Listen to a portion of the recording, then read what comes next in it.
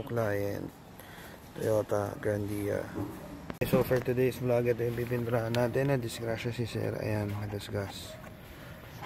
Matuloy natin ng oven tong Grandia.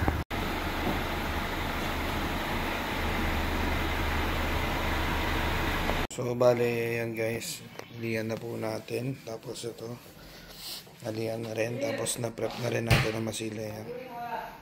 So okay guys, ayan, nakulayan na natin yung may gas-gas niya. So curing time na lang tayo, tapos mamaya liliain ulit natin, tapos bubugaan natin, stop coat na po. Okay guys, so ayan, natapos na po natin yung bumper nito. Ayan, kung makikita nyo, wala na siyang gas-gas. So again, ulitin ko lang guys, ayan, quality materials lang tayo, hindi tayo gumagamit ng mga substandard or mga China products po.